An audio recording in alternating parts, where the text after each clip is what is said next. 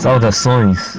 Dia 12 de julho aconteceu uma mesa aqui em Arapiraca intitulada Crise do Capital e seus impactos na educação.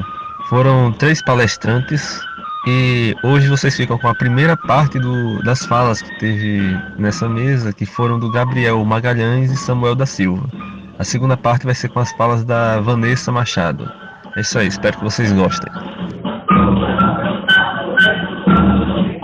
Então, nós pensamos em convidar os camaradas, a Vanessa, que já milita há muito tempo aí no coletivo feminista, pensando nisso, nessa possibilidade da ideia feminista, porque a luta de Arapiraca é uma luta que a grande maioria dos participantes são mulheres, né? Que tem dupla ou até mesmo tripla jornada. Então eu pensei em convidar a Vanessa e deu certo, eles vieram, fizeram esforço danado de Maceió para cá. Também convidei o camarada Gabriel Magalhães, que é do IFAL e faz parte da unidade classista também, que é uma corrente sindical do PCB. Nós já estamos acostumados a ir para esses debates, essas palestras, porque há uma formação política grande na unidade, tanto quanto no coletivo Ana Montenegro.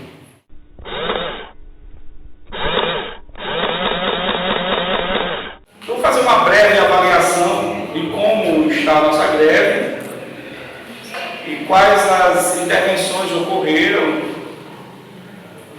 e como se fortaleceu. Hoje nós somos notícia nacional, não somente pelo ato do dia 28, foi um mega ato, né? O do dia 30 também foi muito grande, nós achávamos que seria menor, porque não houve uma grande participação das centrais sindicais, uma participação muito rápida, mas do dia 28 foi uma participação enorme, né? Foi massificada, inclusive saímos em alguns veículos de comunicação, como sendo uma das cidades que teve um grande ato, né, no dia 28. Então, essa conjuntura internacional, nacional, ela entrou com tudo aqui em Arapiraca. E a greve dos professores e trabalhadores da educação, ela se tornou um movimento grande em decorrência de que os professores não somente estão lutando por salários.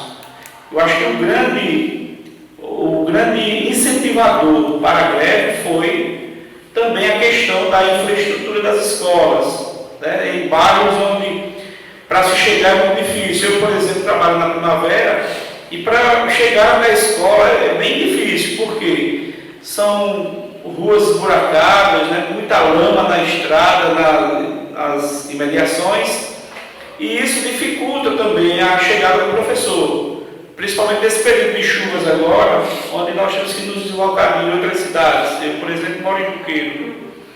Bom, então a greve ela não aconteceu somente, não está acontecendo somente por questão salarial.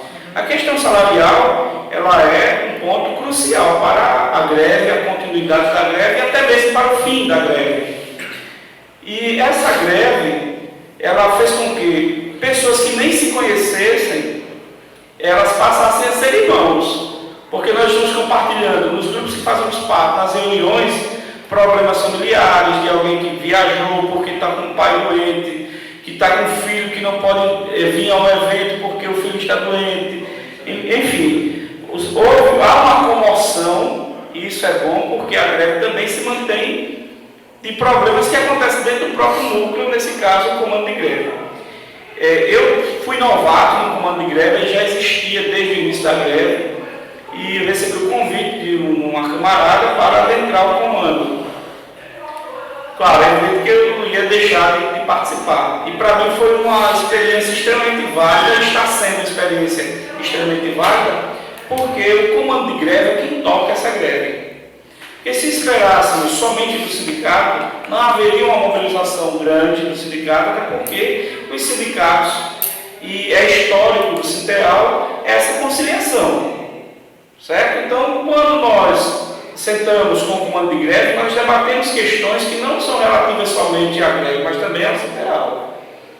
Nós sabemos que o Sinteral tem a sua contribuição evidente, é o representante da categoria, mas deixou muito a desejar em alguns aspectos, inclusive ainda deixa, né?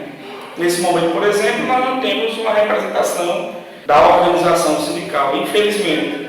Aí vocês notam como a conciliação ainda é o grande ponto principal para o Sindicato dos Trabalhadores de Educação de Alagoas. Bom, então essa greve, ela vem sendo tocada aqui, não é somente com o peito não, viu? É com ideologias também. Aqui no comando de greve se encontrou inúmeras ideologias. E foi bem didático, porque eu não conhecia camaradas do anarquismo, por exemplo, alagoano, conheci camaradas como o Monteiro, que é do Levante, né? Aliás, que é do COS, né? Coletivo Ofensivo Socialista. Não apareceu ninguém do Levante, eu não me recordo, mas, enfim. E essas ideologias, essas correntes que foram nos acompanhando e que norteiam também, principalmente a intensificação da greve, ela foi de fundamental participação no momento em que mais nós necessitávamos, que era do apoio ao outro camarada. Então, quando nós precisamos dar um apoio a outra pessoa que nos liga, que nos manda um zap, até mesmo atraindo, como a Nédia, por exemplo, que havia saído do sindicato, e eu atraí ela de volta, porque o representante da nossa categoria é o sindicato. E quem faz o sindicato somos nós. O pessoal da estadual não gostou desse comentário que eu fiz. O sindicato somos nós, não é uma casta. Não é aquela burocracia que nós vemos de pessoas que têm lecionafobia, se existir essa doença. Na verdade, o sindicato somos nós. Quem está tocando essa greve é o comando de greve, que dentro da sua essência não é uma greve da esquerda, mas ele tem ideólogos de esquerda. Eles buscam leituras de esquerda. Todo mundo aqui se informa. Você abre sites, mensagens que vieram da unidade classista, mensagens que vieram do COS, mensagens que vieram de outras correntes sindicais e até mesmo ideológicas, para manter a greve. Então, os podcasts circulam. Nós mandamos podcasts. Eu, inclusive, às vezes gravo alguns, mando lá para o grupo, e isso mantém informado. Não sei se isso pode ser o fato, ter levado ao fato do esvaziamento de um curso, de uma palestra.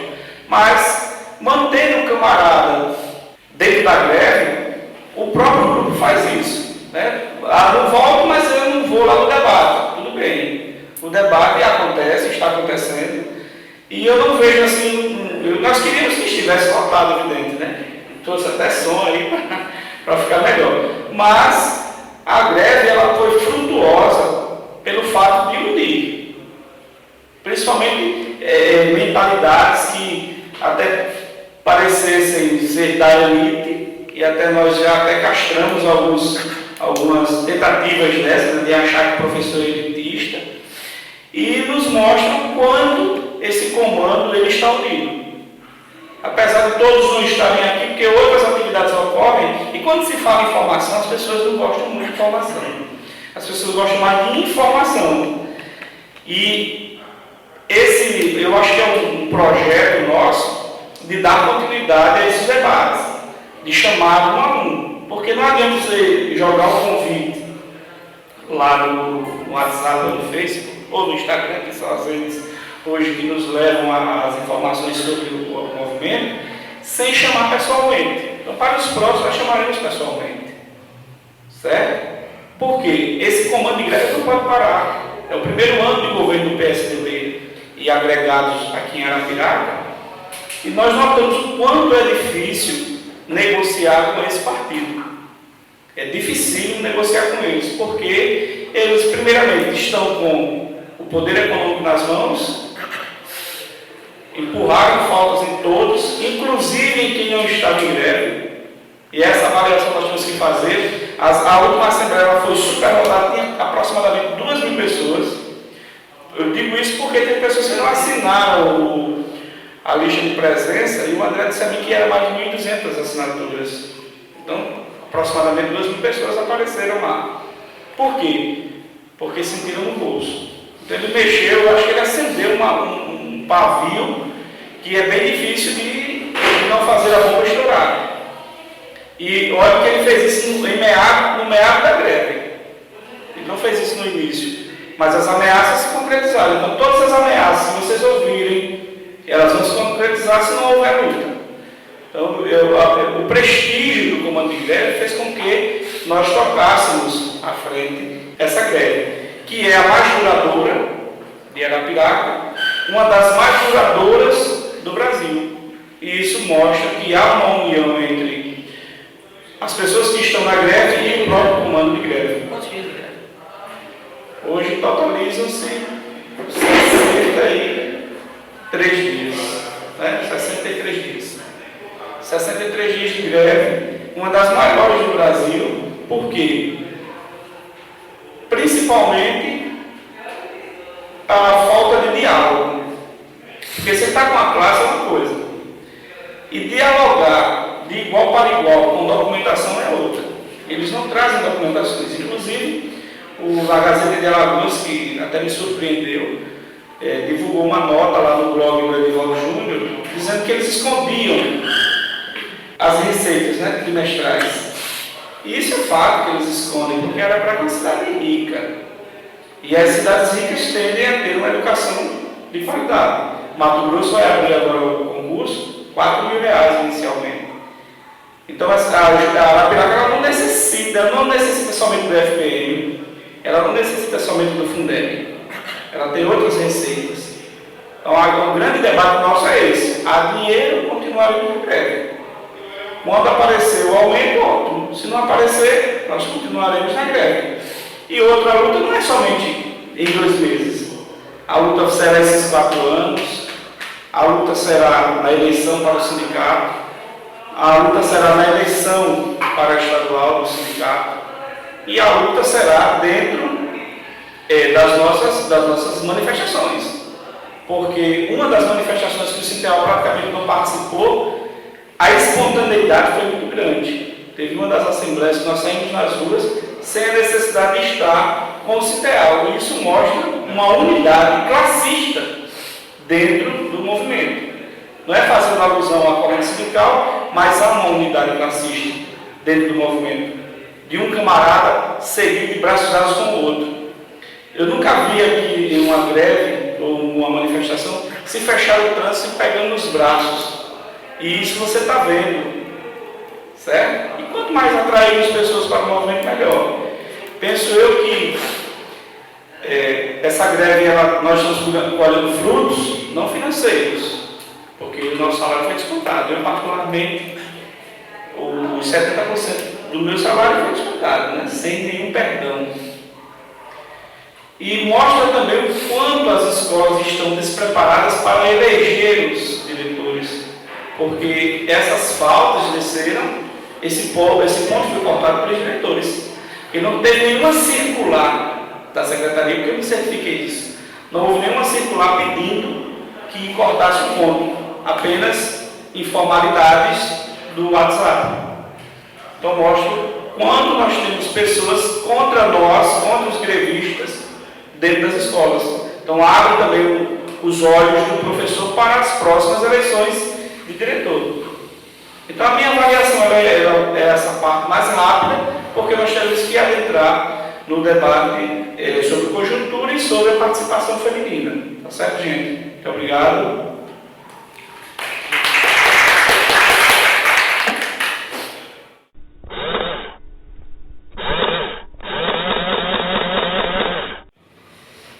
Então, camaradas, bom dia. Como o Samuel falou, sou Gabriel, sou professor do IFAL, certo? Diretor do Sintetfal, que é o nosso sindicato, militante da corrente sindical Unidade Classista e do PCB também, certo? Partido Comunista Brasileiro. Primeiro agradecer, né, o convite do camarada, do Samuel, para fazer esse debate, essa discussão aqui com os companheiros. Como ele bem colocou, uma greve bastante expressiva, né? Não só a greve, mas toda a participação da cidade, né, dos trabalhadores de Arapiraca nessas datas nacionais, tem sido bastante expressiva, né, colocando um contingente significativo de trabalhadores na rua, né, uma relação muito interessante e positiva entre os trabalhadores do campo e da cidade, né? Dá para ver que é uma relação muito interessante e fértil aí. Então, essa greve dos trabalhadores da educação aqui só vem a coroar esse ativismo político, sindical, né, que o momento atual tanto nos exige, né?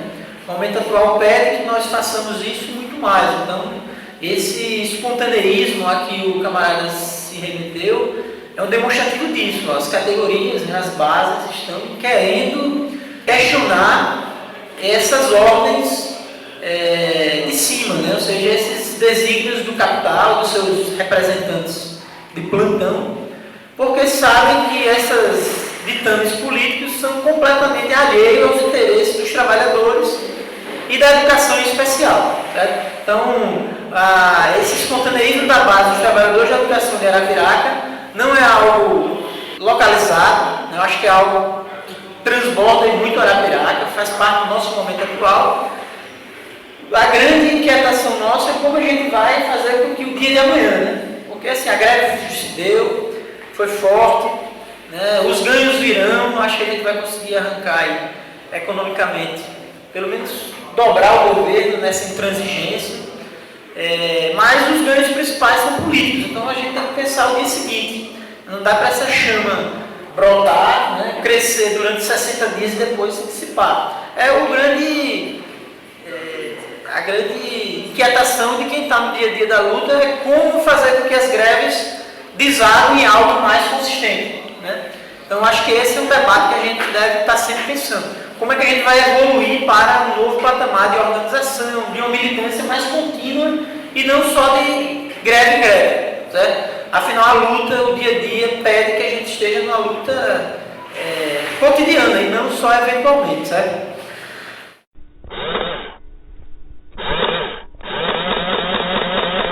O companheiro tinha sugerido que nós fizéssemos uma fala sobre crise do capital, né, crise econômica, e os impactos disso sobre a educação de maneira geral, certo?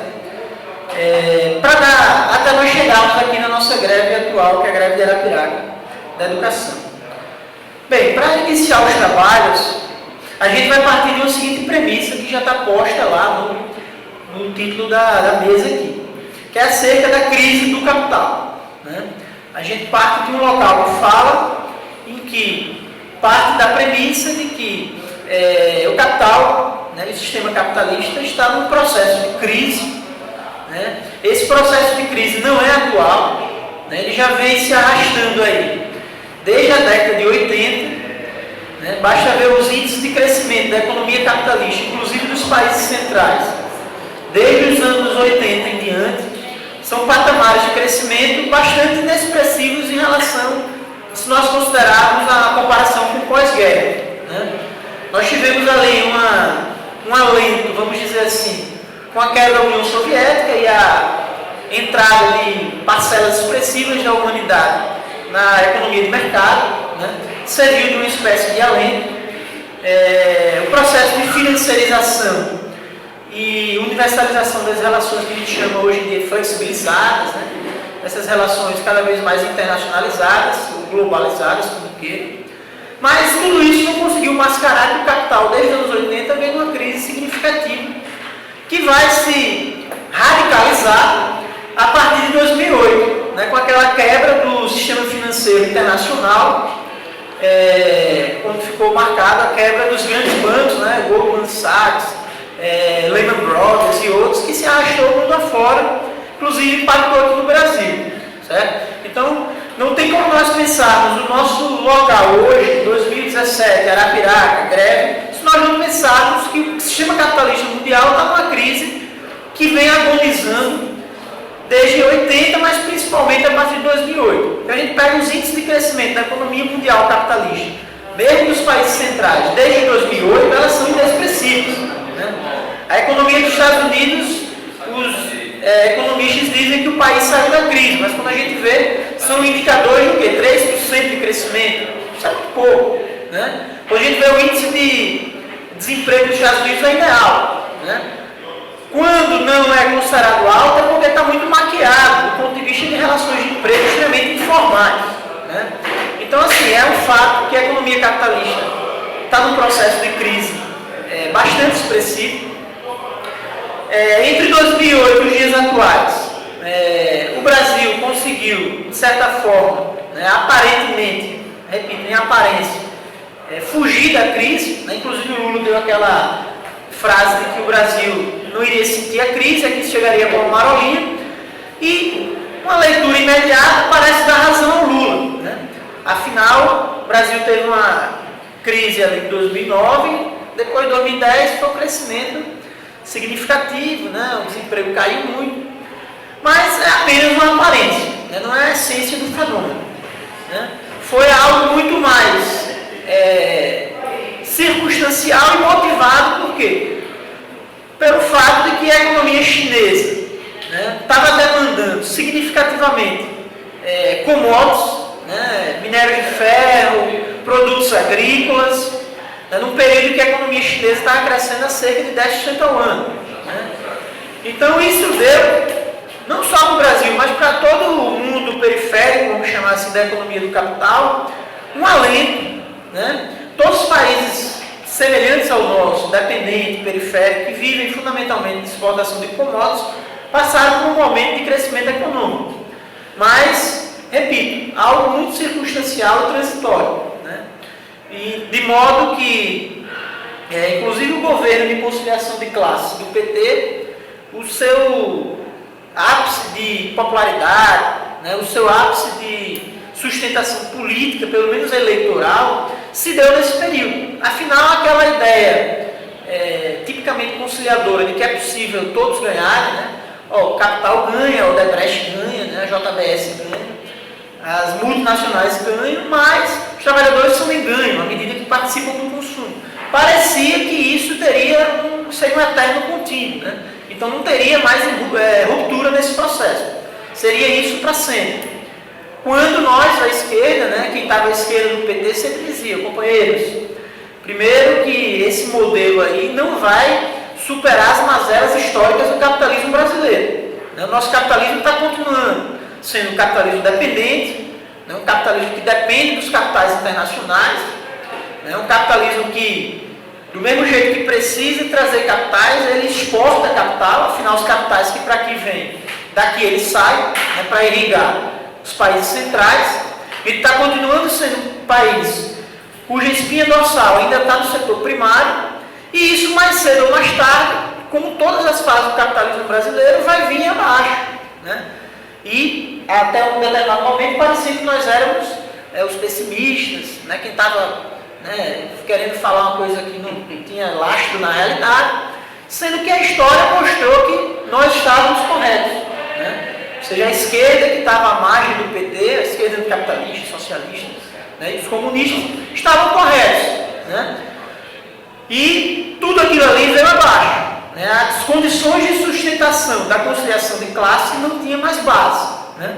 De modo que o golpe, né, o impeachment ou o golpe de 2016, foi a prova cabal de que uma política de conciliação de classe ela não tem como se manter a não ser em períodos muito transitórios em que, por efeitos internacionais, a economia capitalista localmente cresce e você consegue deslocar as contradições. Né? Você consegue ainda proporcionar um alento para os trabalhadores. Porém, isso não tem muita base de sustentação no médio e longo prazo. Né? À medida que o governo, a crise se bate sobre o Brasil, né? Todo aquele bloco de poder que se constituiu, desde os anos 80 e 90 principalmente, que é um bloco de poder cuja fração do capital é hegemônica. Quem é? É o capital financeiro. Né?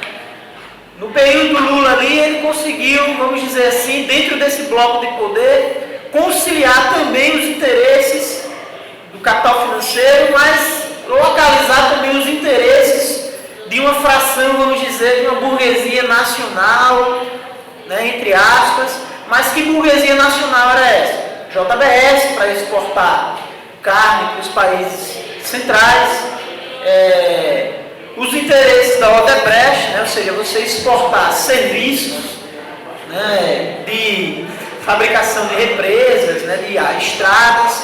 Né? Então o governo Lula não quebrou a espinha dorsal que já havia desde 2008, desde os anos 90 com o governo do FHC. Ele apenas relocalizou um setor da burguesia nacional, fazendo uma grande coalizão com esses setores. Sendo que, dada a crise, né, a crise atual, né, com a debate desse modelo de conciliação, qual foi a saída desses capitais? Aí quando eu falo dos capitais todos, não só o capital financeiro, o capital estrangeiro está querendo acabar com o governo do PT, porque os petistas gostam muito de falar isso, né? Nós estamos sendo vítimas de uma coalizão internacional que está vindo aqui para tirar um governo que estava desenvolvendo o país, industrializando o país, né? Então, tal como em 64, temos que fazer uma ampla unidade que envolve, inclusive, os próprios golpistas agora, né?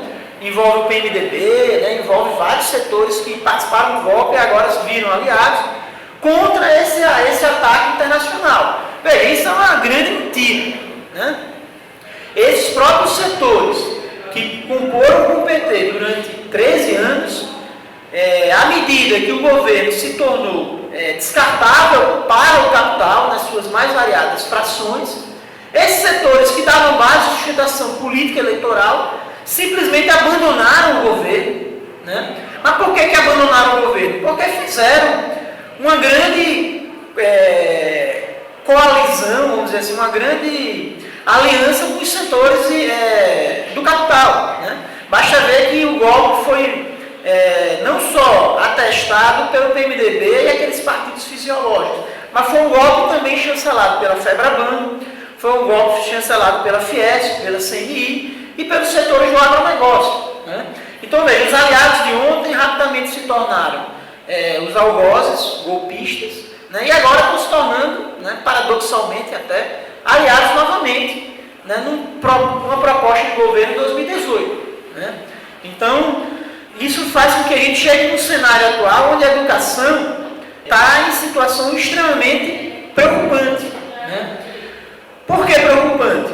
Porque se a educação conseguiu um relativo alento no período anterior, repito, período excepcional em razão dessa boom das commodities, mas o próprio governo do PT não deu base de sustentação, inclusive legal, para que, num período de crise econômica, houvesse cláusulas legais que estipulassem, por exemplo, constitucionalmente, que os recursos para a educação eles são intocáveis. Né? Bem, o Temer chegou, fez uma PEC que diz que há um teto nos gastos para investimentos em tudo. Por que o governo do PT, durante 13 anos, não fez uma emenda à Constituição, né, colocando lá recursos, inclusive fontes para esses recursos, que seriam intocados e lá na Constituição?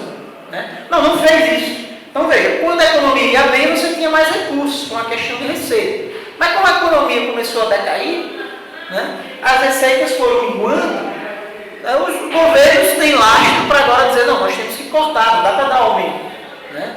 Nós temos que cumprir a lei de responsabilidade fiscal. Né? Veja, o governo do PT nunca atacou a lei de responsabilidade fiscal, que é a nossa grande corda no pescoço. Né? Os prefeitos dizem, não posso porque eu tenho lei de responsabilidade fiscal. É uma meia verdade, mas não deixa de ser uma parcela da verdade. Por que o governo de conciliação não atacou esses instrumentos legais feitos pelo grande capital? Justamente porque era um governo de conciliação.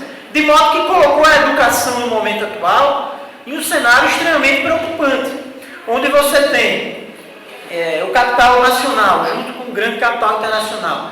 Definitivamente, ele aderiu a um projeto sem limites de níveis de exploração. Então, se o governo do PT trouxe alguns aspectos cosméticos para tornar a miséria brasileira menos drástica e menos aguda, né, todos esses elementos estão sendo corroídos, né, erodidos no momento atual. Um deles é a educação. Por exemplo, eu sou do Instituto Federal. O Instituto Federal cresceu no período do governo do PT.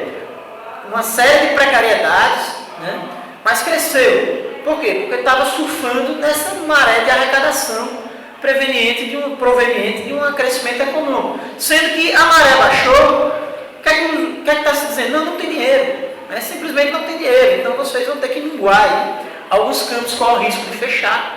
Né? Esse governo atual, ele vem para dizer definitivamente, nós temos que fechar mesmo. Não é preciso no Brasil nós termos uma classe trabalhadora com ensino superior, né, uma classe trabalhadora com ensino melhor. Não, baixa o ensino técnico aligerado, tanto que é a tônica da reforma do ensino médio. Né?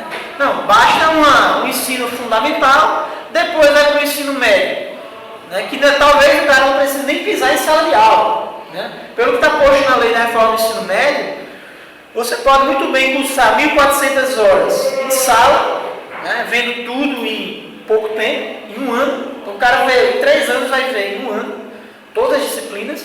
E aquilo que se chama de ensino itinerário formativo técnico profissionalizante, você pode muito bem fazer uma parceria com a rede de supermercados, aqui por exemplo de Arapiraca, o estudante trabalhar lá e o patrão vai atestar que ele está lá como cumprindo a carga de uma disciplina, né, de médio profissionalizante, de modo que no final, ele sem pisar na sala de aula, ele pode ser atestado como que cursou o ensino médio profissionalizante. Né? Então veja, é uma burguesia que nunca teve nenhum apreço pela classe trabalhadora, por uma elevação dos patamares educacionais da classe trabalhadora, simplesmente por quê, pessoal? Porque não é necessário. Né?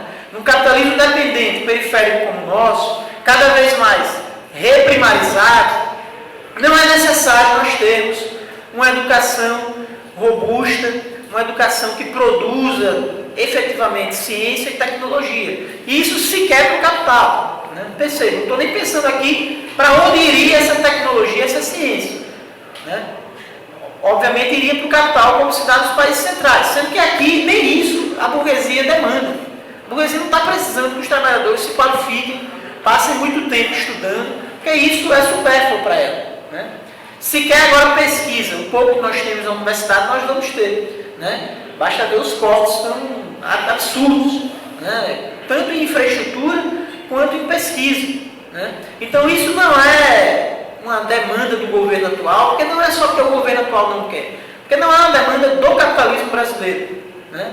De modo que a gente chega numa situação atual em que o grande objetivo dos trabalhadores da educação deve ser a defesa dos patamares mínimos. Eu acho que a primeira é nós temos a gente está no cenário defensivo. Então, primeiro a gente defender os parâmetros mínimos que a classe trabalhadora conseguiu arrancar do capital no momento anterior. Que momento anterior é esse?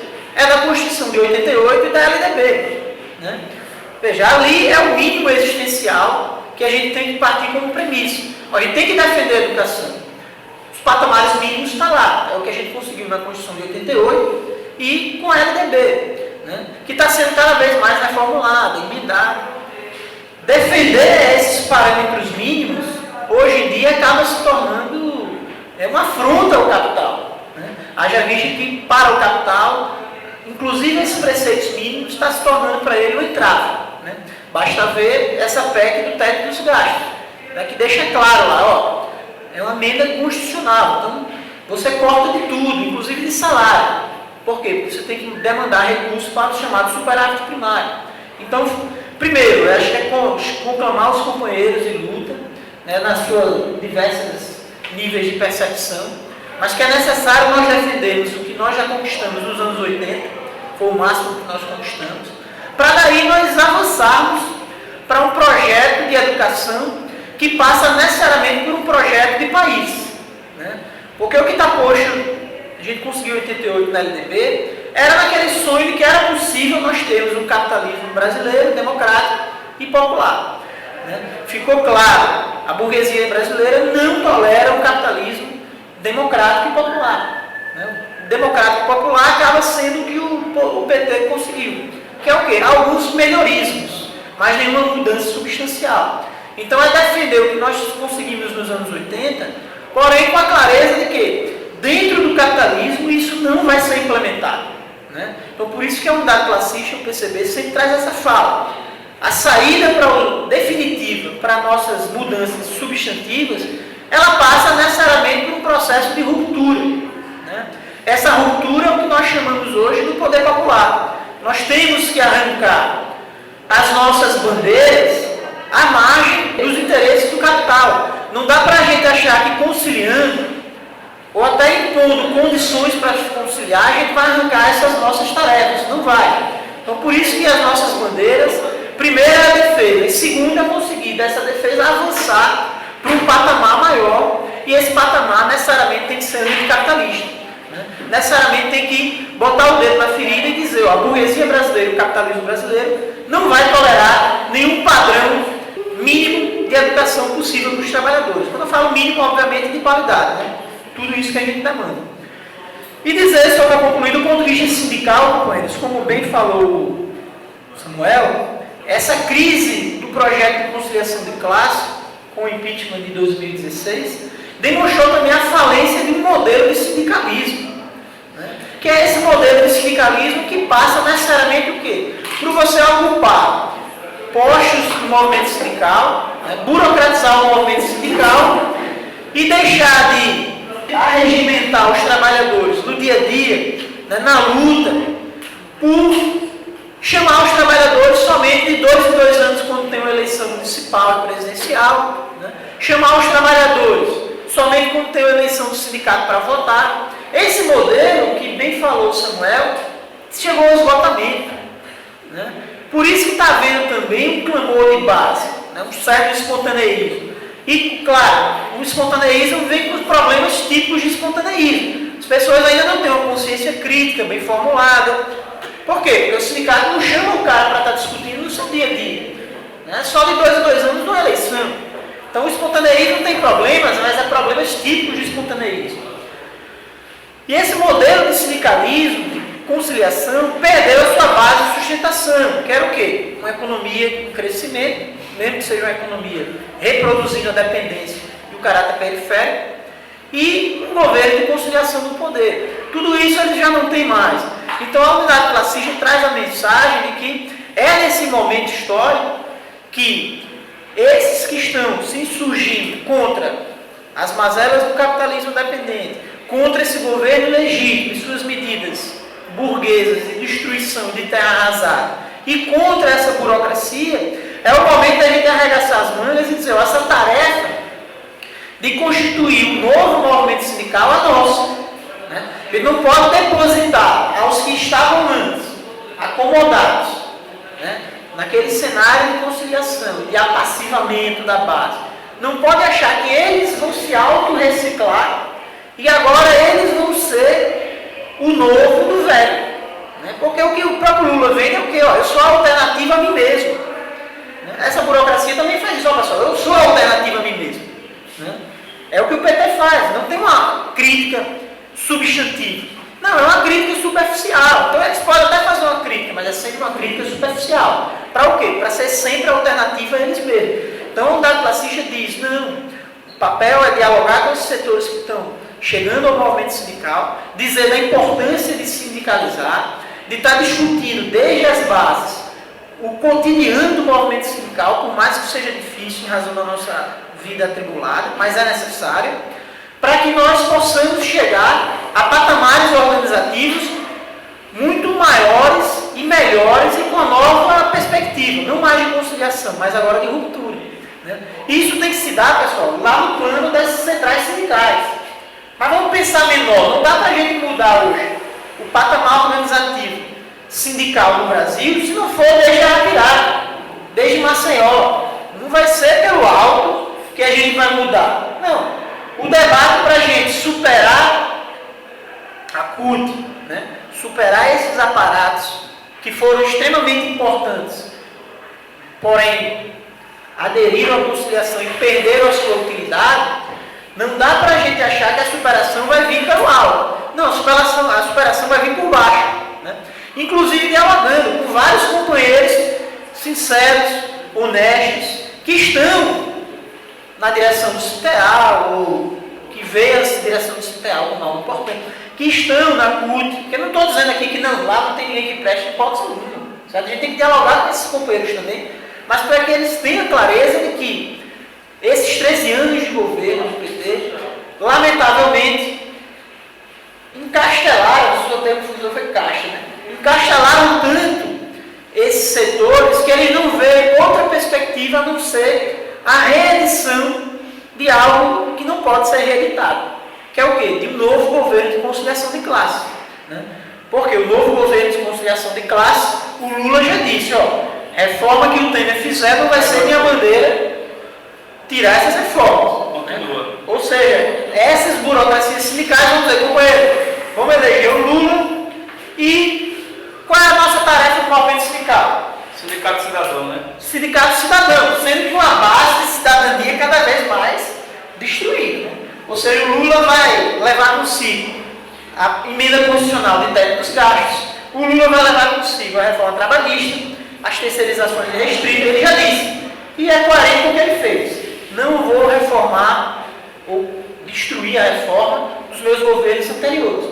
Então essa direção do sindicato, esse sindicalismo dos anos 80 que se perdeu, está propondo que a gente reedite isso. Né? Então isso é um erro, um equívoco, e passa necessariamente por esse trabalho de base. Então os companheiros que estão fazendo isso, como a gente está tentando fazer também no IFAL, e dialogando entre outros sindicatos, para não ficar uma coisa só de cada setor, a gente tem que tentar ao máximo acabar com isso, e ver a classe trabalhadora como algo muito maior que é nosso segmento. Vocês estão construindo a greve, estão caminhando nessa perspectiva. Né? E o dia de amanhã é isso, né? Manter-se organizado, né? Criando fóruns de discussão sobre o dia a dia de trabalho, fóruns de discussão sobre a reforma do ensino médio, porque já isso vai chegar aqui. E aí? A gente vai esperar o sindicato chamar um debate?